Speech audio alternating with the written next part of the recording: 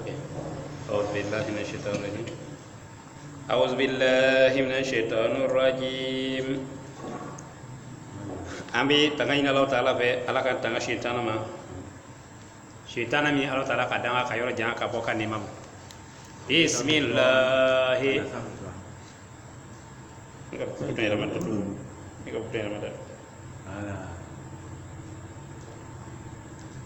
Bismillah. Amna ka balam ne na Allah Taala taw barkamai. Ar-Rahmani dunia hinati ya Allah Taala. Ar-Rahim lara kana kray ci Allah Taala. Hey. Aya. Madana anna la tum. Donc amna suratul Ibrahim damne. Suratul Ibrahim ba mi dana ba bela jelen limana ba bela jelen ka fake Ibrahim. Donc Ibrahim ni ale timi lo Allah Taala da yuta fe ko abna dia bela jelen kisi naka bonson naka démission yi. Donc lui donc ora bibna adu ko kambi anya bala an ko du Muhammad ni ma kisibama ane nabila Isa o bela jelen bora nabila Ibrahim la ora du ko kambi dina yon sa sona wudu fe parce que Allah Taala ila yuta nabila Ibrahim ye ko laban tuma abna dia kisi naka démission yi. Donc mi laban mi an ko du Muhammad ni ma kisibama donc alilo an kanka tuga ko bi war sanka kisi di sura Allah Taala fe. Donc ali ka sura le nié donc ala ya boyen ka wala ka sura kutru jigi atola donc amnata donc ibrahim ne muma alif lam mim donc ni harf sabaye alif lam ra oui comme donc ni harf sabaye Allah Taala kilina ba amuradalo donc koray fimiye Allah Taala kilina ba do Kitabun anzalnahu ala ko niye Qur'ana ye adike kitabulo Allah Taala le ajigi ilayka kadi kira Muhammad to kharijan nasa minazulmati walsa ka mo sama ka bono ye dibi kono ila nuri kata nuru ma donc islamaya nuru niye dibi ne kafiya donc ko sama ka bo kafiya kono kafiya dibi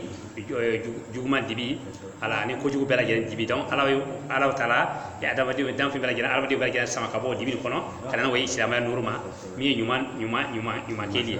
ma sirai be izini rabbihim donc ka mo sama dibi kono kana way yelema ni otije ala Taala to way naka alika se quoi alaka jey ila siratil aziz donc kana woyem oma jo yorjuma siratil aziz al hamid donc guriya masa etandre masa ka siraka donc kana alima kana wala usira mene kanyana maya dugolo kan Allahu lazi lahu ma fi samawati wa ma fil ardi donc Allah Taala masami ale fɛn o fɛn bɛ sangolo wolo la de kɔnɔ ani fɛn fɛn bɛ dugukolo nin kan Allah Taala ye bɛɛ lajɛlen marabaga ye Allah Taala y'a tigi donc Allah Taala y'o bɛɛ lajɛlen marabaga ye wa waylun lil kafirina Allah Taala ko waylu ale halakili labina kafiru ye min azabin shadidin donc waylun ni o waylun fɛn dɔ wɛrɛ tɛ dɛ o halakili ni fɛn dɔ wɛrɛ tɛ dɛ ko min azabin shadid donc a bɛna a bɛ mun ye ale ko lajaba min da bɛ dibi kosɛbɛ donc ade jahannama donc ko waylu donc do be to dala ko waylu ko dinga dolu mi tasma dinga ko jahannama yere wi siranye dugni adige alkem donc ka tasma yere wi siranye dugni wala me bela jele ni ko waylu ko halakili ko jugbe ye min shadid abni azab shadid ka wala jabala min bi finka fari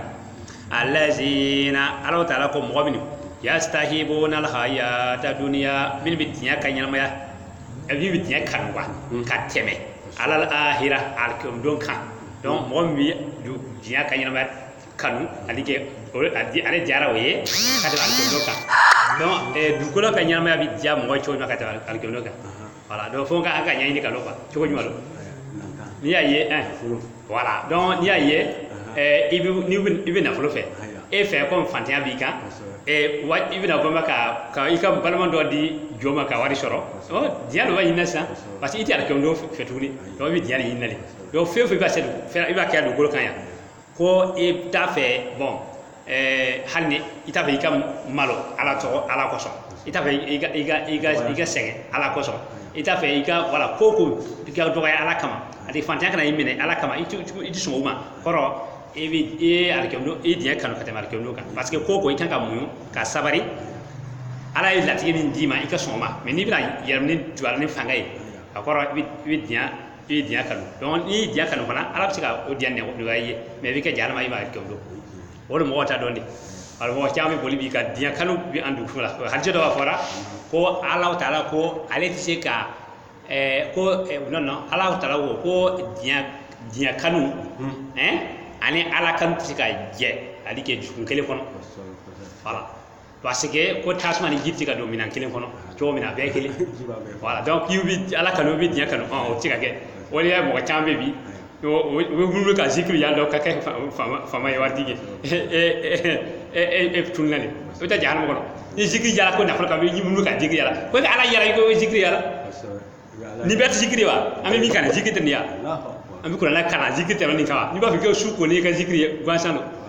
kuranɛ kalan ala dɔn ni ala dɔn ala bɛ fɛn min nɔgɔya i ye e ta de o ye sisan n'i ko bɛ dɔwɛrɛ ye ale fanga ye nin o ye gansan ye jɔsɔn bɛ yen voilà donc par exemple bila exemple kita fara ka sɔrɔ ka taa yan fɛ par exemple e sigilen don bana dɔ b'i la non mɔgɔ dɔ n'a fɔ i ye ko he ko nin bana nin i ma wuli ka taa filɛlikɛla fɛ ka taa filɛ ko i tɛ bɔ nin na dɛ parce que i y'a ye ko mɔgɔ de ye nin kɛ e fana wulila ko i bɛ taa filɛlikɛ kɛ ka ɲɛɲini e diɲɛ kanu ka tɛmɛ alikɛmdo kan mais ni sara mun bɛ kɛ ni sara i tɛ ala fɛ wa n'i bɛna sa i bɛ sa kɛ est ce que ala n'i bɛna sa mɔgɔ bɛ se ka bali la n'i bɛna sa mɔgɔ bɛ se ka bali la donc wuli ka taa dɔgɔtɔrɔso k'i ka fura kɛ o a ma ban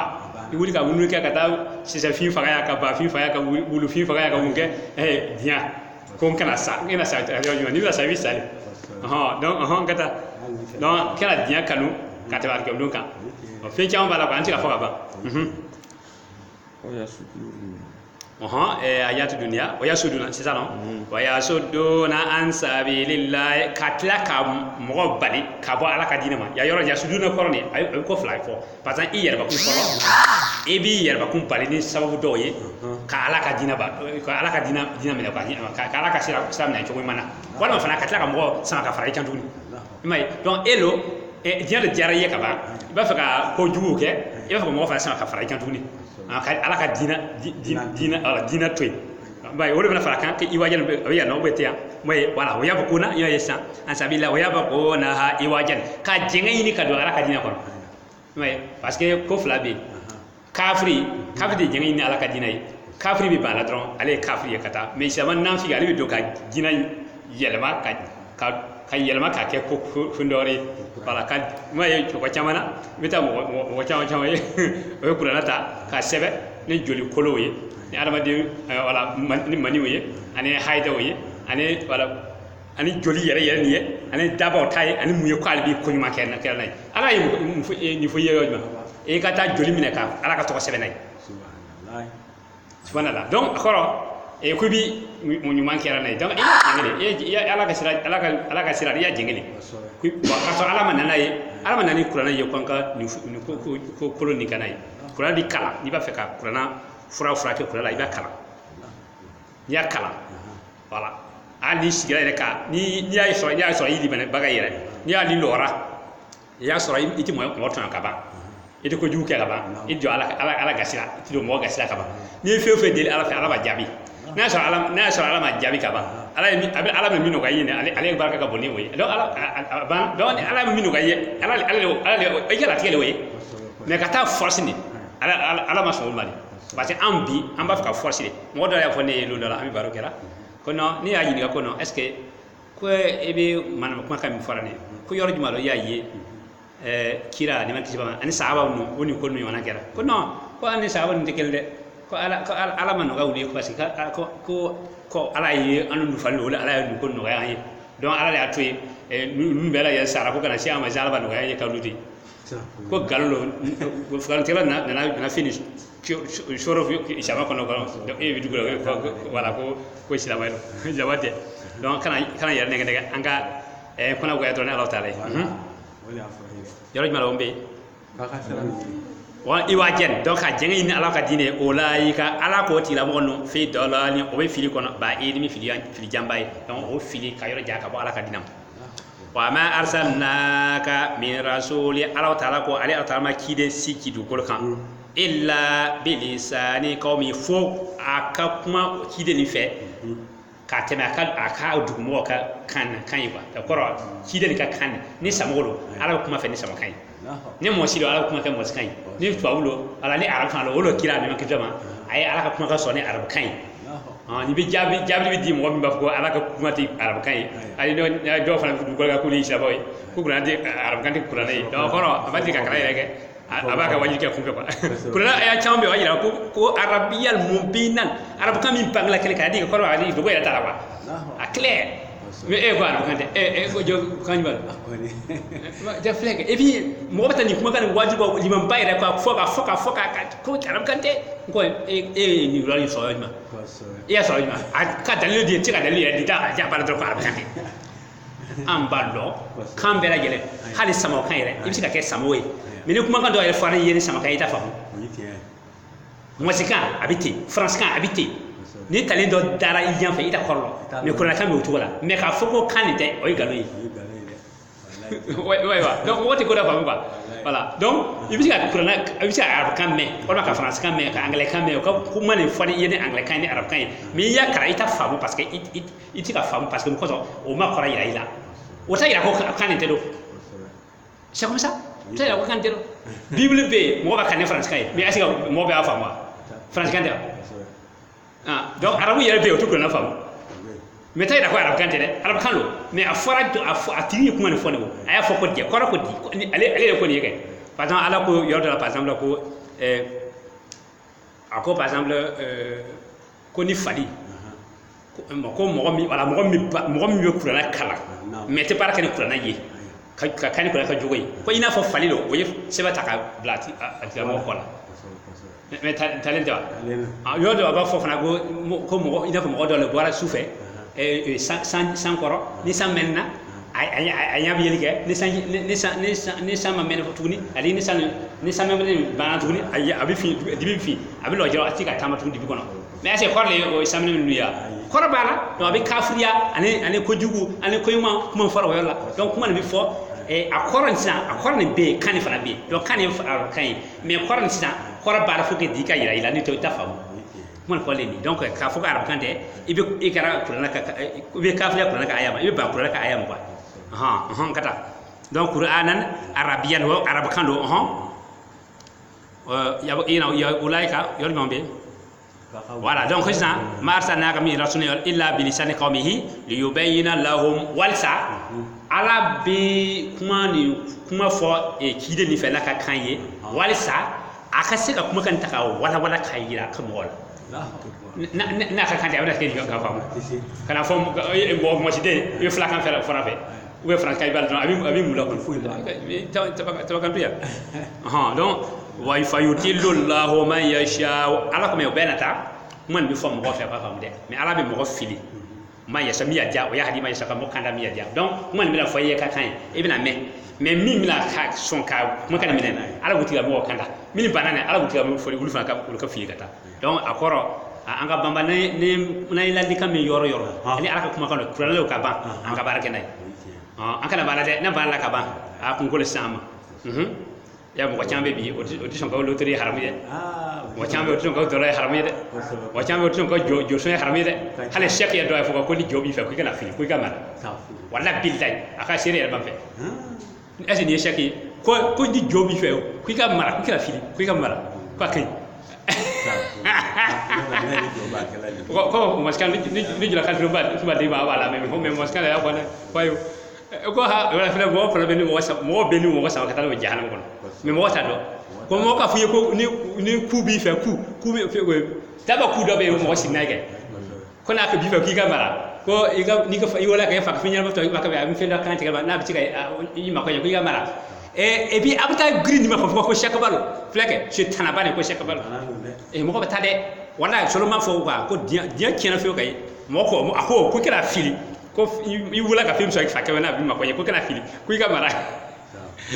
est-ce que ni ala mo ka duna ko ni ala mo te voilà donc on ya il faut yo min ya fo ya fo on ya fo ka ta da ya fo yo ni ma di ka fo ya ko ka fi do aw ta famwa ma fo bi do aba losna aka na aba losna kata nay wala kono na ka ta yedda ko adi mbala me ya la min yere ko c'est bien kanike papa manay mo baraka ni jina ka ba abini kuma ngane fo parce que ali baraka ni jina ba bala ko jina so joson lo abado parce que ali ba do kuma mina ba ka joson eta do ali ba do sanko na abna joson era mina ali ba do lo mina ali ba do mais eta do donc wolo abi mo ko ni kala ka bane ati ba shirke la tundo ko ba ko jugula tuni ati ba la flere kala tuni kala ko ati ba la tuni abulo sabati ko akin ba fuka kinsa mais mo tan so mata ata fuka kain ba ni ça comme ça donc anga ira ko to wa huwa al azizul hakim donc Allah taala Allah ko guriya masalu an fana man yasha wa yahdi man yasha ali ban ala mo kana mi yadja ay mo filmi yadja mais tay da ko ala na karami finga so jam ko kekele kay mina kay fili ko kina kay sabade ote ambe kuma ni farno ko juuta abla ko son ala ko ni bala ita ka dabla ala bi te bi fili na ala mo fili o jola ni fara sona kamene o ala bi kanda parce que do fana to famu ka ala tim go so kana sama kana kanda de on ala ko mini sona ka kana mbulu ka kanda ni faraka mini bana mbulu fili mi shetana sama ka diulo ka tana ka ke ale ka so shetana be wala donc yere ko side wa huwa al-azizul hakim don Allah taala yubri masai ako min ka kem ko tika bale ma fiu kaye hakim ale kiti be masai ni ala ko mo min do jalo ko alkem do atiya mo do mo system na bale fiu kaye ale ko lewi wala kar arsalna Musa bi ayatina Allah taala ko cena ale Allah taala ay nabla Musa ki ni ale Allah taala ka kuma kan yi an akhrajam qaumaka ka fa Musa ye bone e ka mo nu ye mina zulmati dibi kono ila nur ka wa nuro ma donc nuro ni madde ka fa ko qur'ana ala wata ira kira nuro ala kira nuro aka kuma kan kira nuro awle kuma kan ye qur'ana fa nuro donc aya di mami on ko di muhammad ale fa nuro donc nur nu bela ja nuro donc nuro ni ko ko di muhammad nuro ka ko le wi wala ala fa ko ne musa ma e yi kitabu dima e ka bone mo ye dibi kono kata way nuro ma donc akoro kira me kisbama abi to kam bon mo waye dibi ko tawe nuro to mina kide to be jere ko kere fana ke mais an ko di mamala ale na da fali ke fa piti ale ta la man ye ale na da fi alo de bela jere ma yote kide bela jere ka bara kam wa sama di kafia dibi kono kata na waye sama norma donc kafia dibi ko jugu keli kana waye nyuma keli ma mi islam noro wa zakiruhum bi ayamin llahi tilaka wa hakli jigi ala ka don ko la ala ka don yi mai ala ka don an be ba doke lomina amana saka kunni ka wuli ala ka ala ta nya fa lomina o don ya ala ka don yi donc lomina bi na lo ni o ta don be jela ala ta tayo kam ni mawlo ala ta ka don be mais ala ko ya ala ka ni ala ta ka doni nya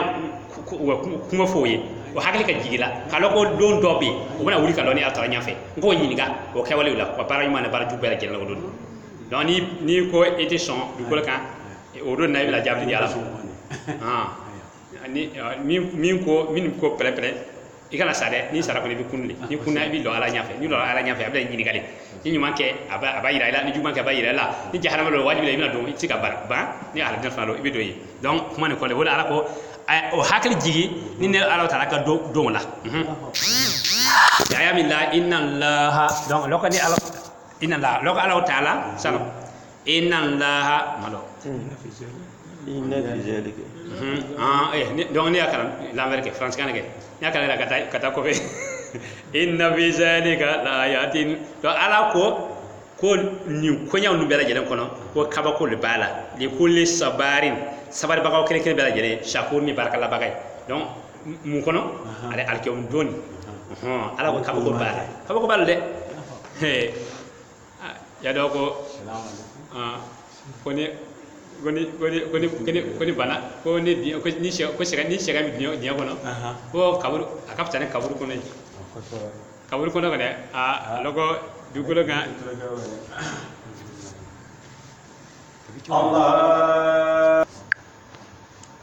wa isqala Musa ala ta'ala ko tumamina nabila Musa ko li qawmihi akadugo moma nabila Musa ko kadugo moma uzkuru ni'matallahi aw ka hakliji Allah ta'ala kan nema ko alaikum ay nema min ke kadi awma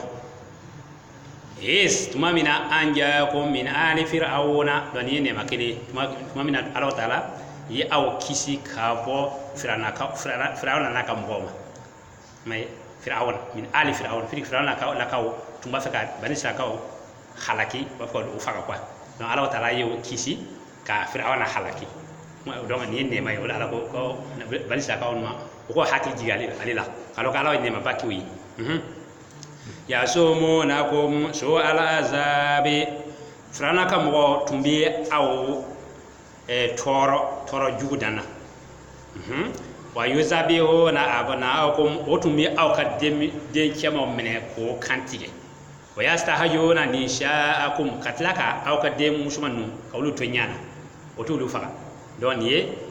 ko juguye bani saka tumba kera pardon firana ka mo tumba kera bani saka wala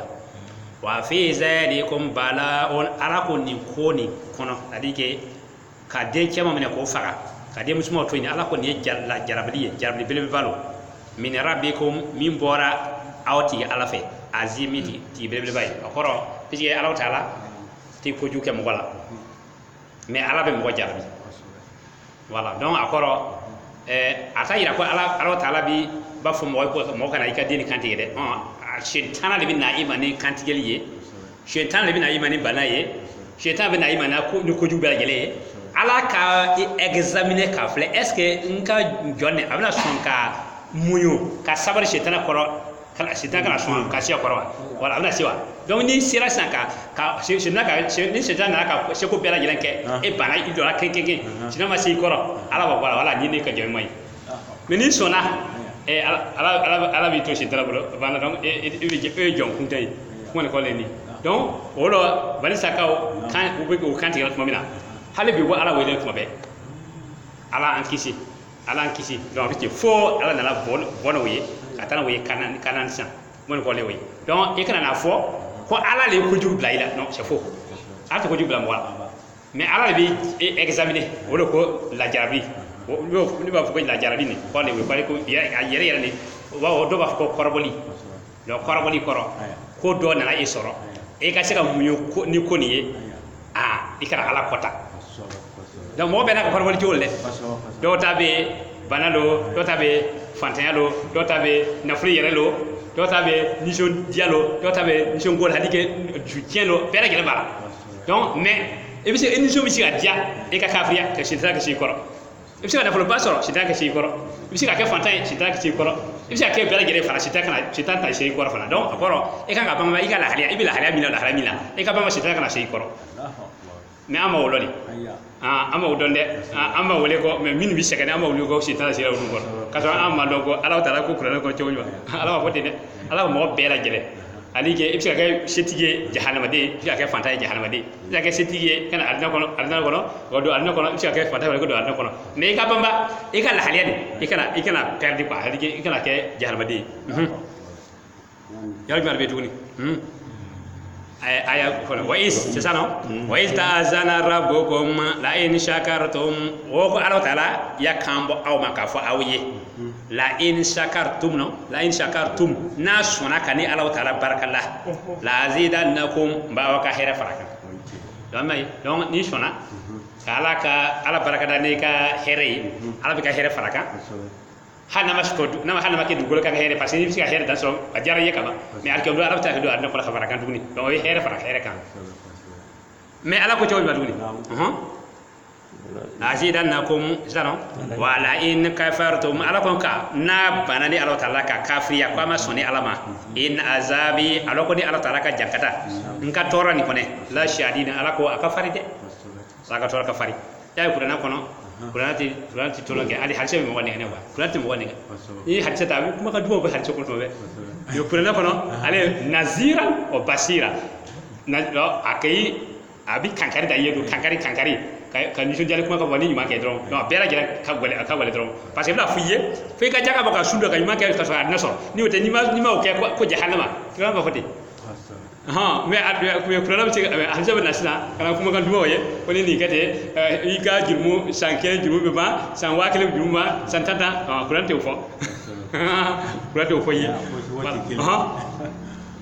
ko di duguni wa qala Musa wala nabila Musa ko in takfuru na kafira ala ta'ala makaba alala antum aw bani sakaw na bana alala wa man fil ardi jami'an ani mo mi be do ko kan bela gele mo si yela to abna fe bela gele hala bana alala wa inna allaha la ganil hamid alo kala ta'ala ko ne khare masalo masa tando lo kaba adike ata makota ka tando yella donc na ye ambe ala tando ani ala bato ambe nyuma ke ambe jaga ba ambe sundo a bela gele mi laban an yera ba kuma ndila ka fayande mu le be na bi ala ay kire ila na fu anga seli dro abana anga seli do fara kan ko sun fana bala abana toni bela gele namba kina ka dro abi se mo ko anga jaga ba mbadi mo ba anga hina nyongana anga ya fanyu ma anga na nyongwa chien anga chien li mai do la mi mai mu bela gele fu su mai bela gele an yera kamalo ka akana an toro akana mo toro akala yera ba kun toro ka mo toro abana dina ne bela jira jira biti donc akoro ala taala le ban kanu wala to ay ni fer ndam ni dina ndama an kan yera de nayi an kan yama ka jaay du ko kan la ka jani al ko do fana mais do ba jatimine ko ne ka ala atoni makoti to la hal ma ko juke mo wala hal ma fen kana ma ke mo way oti ala ka dina dugundo ala ka dina do e ka ala ka hakɛ dabo ay seliye o tɛmɛ kɔfɛ i ka mɔgɔ ka hakɛ di u ma ka sɔrɔ ka se ka ala sɔrɔ donc a bɛɛ lajɛlen a bɛ se an ma tuguni an ye fɛtɛ kɛ sisan an ye fɛn min dumuni jɔ t'a la ala jira ka sogo dun wa ala bɛ joli de bi wa wala ala ko kuran kɔnɔ ko ala yɛ n'a lohomukum wala dima'ukum ko a ka joli n'a ka sogo tɛ se ala ta'ala ma walakin taqwa shukuru ko da yake ala ya san bi ka dukun kɔnɔ e sɔnna ala ɲɛ siran de kama i taara daba ba minɛ ka kan tigɛ ala bɛ o ala ɲɛ siran ko ala bɛ o le filɛ mais sogo nin e de b'o dun i ka famille de b'a dun e ka daramɔgɔ de b'a dun aw ni ɲɔgɔn cɛ o de banna donc ni diina ɲɛna a bɛ ɲɛ an ma de n'a tiɲɛna o de diɲɛ tiɲɛna bi donc ala kɔni ala ma foyi tiɲɛ dɛ an lo dɔrɔn yɔrɔ jumɛn lo awalam yakatikum sisan nɔ hamid banna alam yatikum nabawul lazina min qablikum ala ko yalla mɔgɔ ka kibaru mana aw ma mɔgɔ min kɔnna aw ɲɛ qawma nuhin nabila nuhu ka mɔgɔ ka kibaru mana aw ma wa adin adlakaw ka kibaru mana aw ma wa samudlakaw ka kibaru mana aw ma wa lazina min ba'dihim ani mɔgɔ min nana olu tɛmɛ kɔfɛ ka kibaru mana aw ma la ya'lamuhum illa allah mɔgɔ min ya dɔ yɛrɛ aw yɛrɛ ta aw t'o dɔn fiyewu ka yɛrɛ fo ala taala kelen pe c'est-à-dire que jama ko dɔ de sɔrɔla ni ninnu tɛ an tɛ min dɔn mais ala taala b'a dɔn ninnu bɛɛ lajɛlen ala k'o kibaru mana aw ma ninnu bɛɛ lajɛlen banna ala la ka tiɲɛni kɛ dugukolo kan ala y'o halaki donc bɛɛ lajɛlen bi donc an fana hali ni ala tɛna halaki bi dugukolo kan an kan k'a dɔn ko n'an sara don min na ala taala ɲɛfɛ halakili b'an sɔrɔ o yɔrɔ la dɛ donc i yɛrɛ kɔlɔsi o de ko an kan ka tulon bɛɛ n kan ka an yɛrɛ examiner k'a filɛ quoi ni commerçant taara ka boutique kɔnɔ n'a ye fɛn feere sɔgɔma wula fɛ a b'a jateminɛ mun de sanna mun de ma san wari joli de sɔrɔla an fana lon bɛɛ ni su kora an kan ka filɛ an ye mun kɛ bi est-ce que an ni ala binni lo wa an ni mɔgɔ binni lo wa an ka somɔgɔ binni lo wa an ka jaramɔgɔ binni lo wa bɛɛ lajɛlen kan ka filɛ ni fɛnkɛ ni limanabaga bɛɛ lajɛlen tun b'a kɛra ten an tɛ sɛgɛn o mais an mako tɛ yen komi y'a fɔ cogo min na ni mako tɛ mɔgɔ la ni nin ka ala i bɛ taa ala sɔrɔ dɛ n'i ye kelen dɔ mana y'i kɛ ja'atuhum rusuluhum bil bayyinati ala ko ninnu bɛɛ lajɛlen mɔgɔ min tɔgɔ fɔra adikaw o halakira filanakaw o halakira n'o ka mɔgɔ ala ko ja'atuhum rusuluhum o ka cidenw nana o ma dɛ i n'a fɔ an ko ni muhamadu nana a ma cogoya min na faruddu aydiyahum fi awfahihim mais o ye tɛgɛ yɛlɛma ka o da tuguna ye o yɛlɛmakun da tuguna ye wa qalu k'a fɔ inna kafarna bima ursiltum bihi an banna fɛn min na fɛn min aw cira n'a ye ka na in dɛ an banna la aw ka diinɛ ne banna la donc comme an b'a to ka fɔ cogo min na o ko a tigɛ sama ka dɔ da la kɔrɔ ni ko in bɔ kabakoya a b'a kɛ cogo min na ka e fana donc o y'a kɛ o cogo la voilà o de ko wala an banna aw ka diinɛ bɛɛ la e nana fɛn min na an makoya t'a la donc o de ala ye sɛbɛn ten o ye tigɛ sama ka o da tuguna ye k'a fɔ k'olu banna cidenw ni cira fɛn min ye olu banna la donc ko banna ala ka diinɛ la o fana la o ma ko ten an kana ɲamɔgɔya kɛ an kana dutiya kɛ kana munumunu kɛ k'olu bɛna kelen kana jɔ sɔn olu bɛna sɔn de o ma ko ten a ko de tuguni inna قالوا إنا كفرنا ما أرسلتم به وإنا لفي شك مما تدعوننا إليه مريب عند أم بسيكا سيكا فيمي شانو أبي أم ولا كذا فيلم عند أم بسيكا سيكا لا يكون كيير ده donc ako dina ko ni am siga la siga tiendo ala ko malay be gana ko gana ko manka ala ya fuyi ko am kan ka fa o gala da ko toy ka sediwa am bi siga ko am siga no am wala qala rasuluhum olo o ka kide no jabli diuma ka fuyi a fi la shakun fatri samawati wal ard damba masa sangolo dal masa ni dukolo dal masa aw beta siga o tiga mo wala kide mo ni o wala yad'ukum liyaghfira lakum tigi min ba aw wele ala min ba aw wele xamna yafa awma min zunubikum ka yafa akho jumuma wa ya yu'akhirukum ila ajli musamma katlaka aw yakaru fo kata se alkom doma ala gel musamma ko lewi adi alkom doni wi donc ka aw ka jurmu yafa ko fara ko jogomna ni sonaka ala wa taala bato ni ti joson ka ba jurumu message ke ala ko ila ka bay ala be ru jafa fi ka boy donc mais jurumu ton lu bla bala balance kan mais ala ka tlaka aw to golo kan aw ka nyana maya atna aw halaki fo ka tasi atkom duma parce que ko do fana be golo kan mo ba kera ala to bisika mo halaki o kama ala to halaki na yakar fo atkom du qalu wala sisan o mo nu ko o kide nu ma o in antum illa basharun misluna ay awti fuyede awti malakiye awti alaye awti ki ala kide de ko awni ambera gele aw ay kele difference in antum illa basharun ay armade ye faraso lama ina fa misluna ina fa ambe kele mu ko tayi ko ala koti ambe kele turiduna aw ba fe anta suduna amma kan ya'bud abauna may aw ba fe o ka ambale an fa tu mi fe mi batuni aba fa ka ambale o ma olo abu kuma kana war an ka jonnu am mi jomi sona e ba fa ka ambale olo ma olo wala amma ya budu abauna fatuna be sultani mubin ni olo na ko galo le yanka jonnu ye an fa tu mi kan na ko galo aw ka nan dalil bangle ni mina yira ko kelo an tay galo yi ka fu ko ko tan yede ulu fa tu mi so wa kele wrong amna okay donc ayan kanga bande ayan ni ina ngani ba qala rusuluhum lahum rusuluhum bolo wakile nu fala jabli diuma inna hanu illa basharun mislukum kielo de an aw bela gele an yarma de ya bela gele kele walakin anka allah yamunnu ala man yashao min ibad ala tara ne make tigi mi ya dia ka ba ko jola donc ala tara ne make am ye kan ke kido ye ni o ta bela gele farso la moy mais ala ne make uli ka uli ke kido ye ala ma yashau min ibadi ka bojo wa ma kana lana an natikum bi sultani illa bi iznillah donc amada ay to ko sila an kan nan dalilo yi kana di awma ni ala taala ma siradi wa ala allah falyatawakkalul mu'min donc ala taala kan lo ou bien ala taala lo mumni bela kanka jigi sama quoi kanka jigi sama ala taala donc wala o yini jabe di kafin ma ka foko ni ala taala ko dalil bina di ala ba di mais am ti se ka nan dalil si ni ala ma sirandi mais bi ni ma de ka fa yawa mo be ni bisika ka o bisika ka ba ko dira yela ba kuma ka yela mo wala ala yela ba di mo de o ka ba ko dira mo yela ba kuma kide ta ka ba ko dira yela ba yela ala ba ta ko ka sika ke mais am wuli ka mo fara yonka on bi ko ka ba ko bina ke bi ayla yero fa ka ba ko ka o yolla ete ka ba ko la gina ka bolo ala tate oye anne wa fe shuka kuno yala ala tate donc aya jundo 11 donc 11 verset 11 donc allahumma arhamna bil qur'an wa ja'alna lana imaman nura huda rahmatullahi wa zakina minhum nasina wa limna minhum jahina wa tamamna wa tawalla اللهم انا نسالك خير مسألة الخير وخير خير خير علمي خير خير صواب سعيد الحق من الفضل جدنا وتأول سلامنا هيا انت فين Terus yung kung kafe. Hindi, salamat din.